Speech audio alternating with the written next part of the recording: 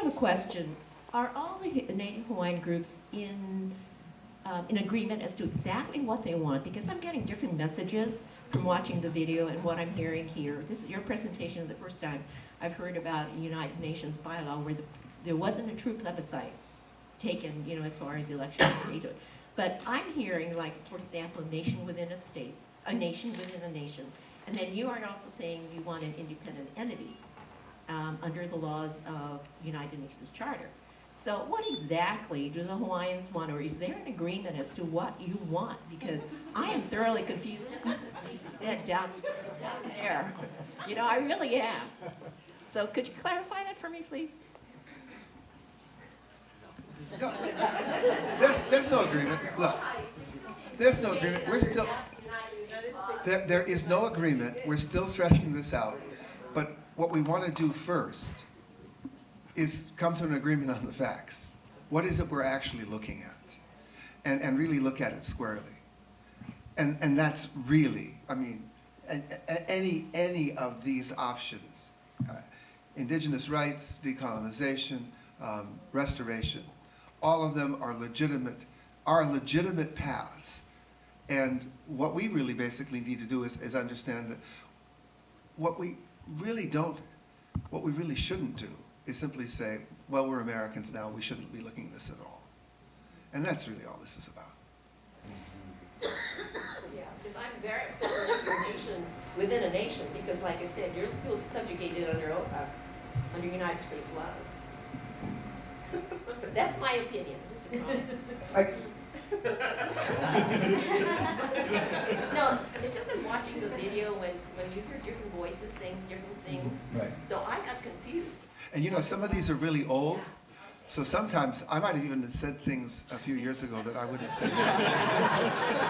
And I think a lot of this just goes to, to really show like the disparity of the information that's out there, the disparity of many of the groups, and certainly people are trying to find the commonality and find the language, and I think that's why the social discourse or the public discourse is really an important step in all of this.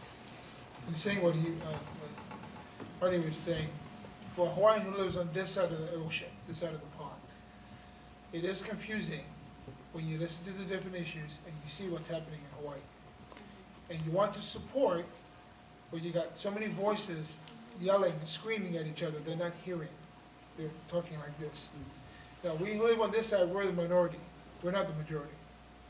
And so, in order for Hawaiians to be more active in what goes on in Hawaii and goes on here, they need to be more active. I'll give you an example. Where I live in Torrance, there are many Hawaiians that live there.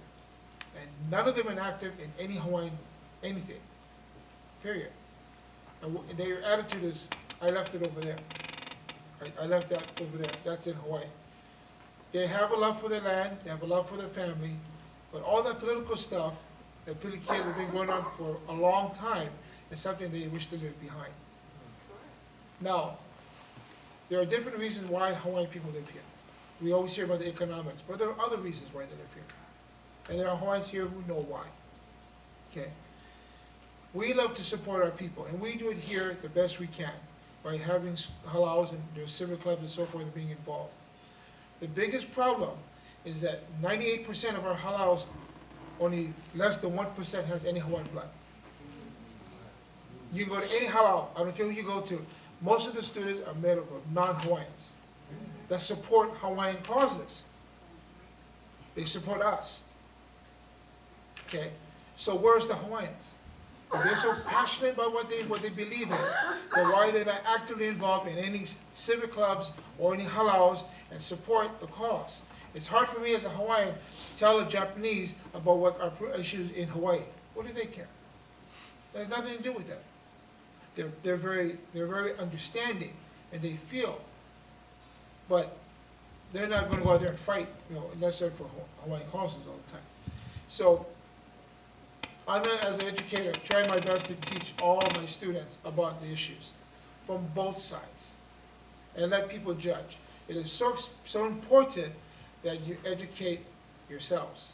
And I tell my students, don't just research the material. Tell me what you think. which is the better way of going about this? How would you do this? Because we live on this side, we're not the majority, we're the minority, even though there's a lot more Hawaiians living on this side. But we're not, now, in Los Angeles alone, at one time, the Hawaiian community was a political power. There was a lot of Hawaiians living here, and we had our voices heard at City Hall. And I know the mayor used to come to all of our functions and support the Hawaiian community. You don't have that anymore. None of the younger generation are involved. Many of the older generation have passed on or have moved back to Hawaii. So you don't have any true leadership like we did when I was growing up to address the Hawaiian issues and to get it out there in the Hawaiian community. So those are things that we face on this side. The issues in Hawaii, it breaks my heart when I go down to Waianae. My brother and his family lives in Waianae, to see what's going on with our people, and to see the videos and hear the cries of our people who are homeless. Why? Why are they homeless? Why is there no one doing anything about it? Because those are my people as well. So it's important that people who have a passion for Hawaii, Hawaiian or non-Hawaiian, to be actively involved. And it's unfortunate that Hawaiians up here don't always take a leadership position. It always takes somebody like a Haole or Japanese who's interested in Hawaiian causes to go in there and fight. And then the Hawaiians will stand behind them, but they're not in the forefront and taking leadership. Okay? So it's important that as meetings like this, that Hawaiians come to these meetings and hear the issues and decide for themselves what is the course they like to take. And not just listen to the rhetoric that goes back and forth. Because a lot of times things are said in anger. And you hear it, and as we have said before in another interview, we're just tired of seeing them fighting each other on this side.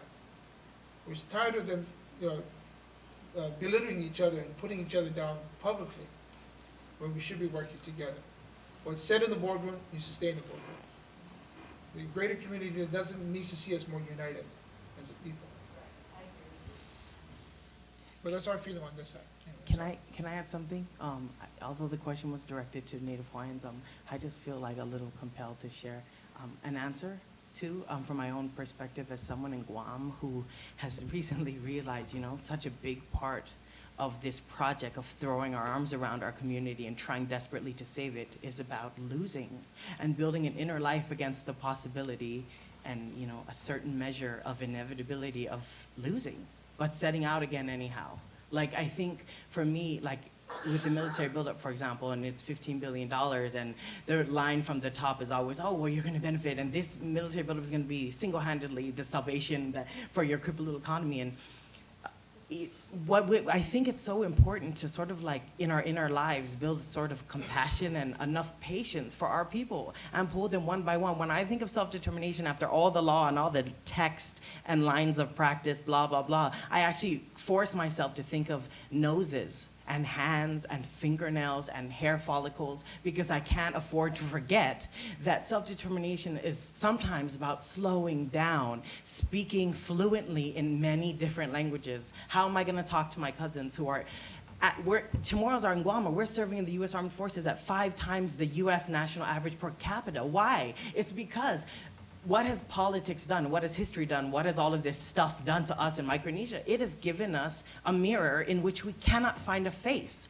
We do not see ourselves when we look in the mirror. So how do you resist in that kind of community when, I think it's just, I'm only saying this because it might, that's how I, as an activist on Guam, I try to approach the question, because it's really exhausting and it's really hard. And what's good, what good is freedom if there's no people in it? At your destination, if you left everyone behind, people who aren't as articulate as you, it's just not worth very much. And if we become them, if we become the colonizers in the process, then haven't we lost the only fight that really mattered?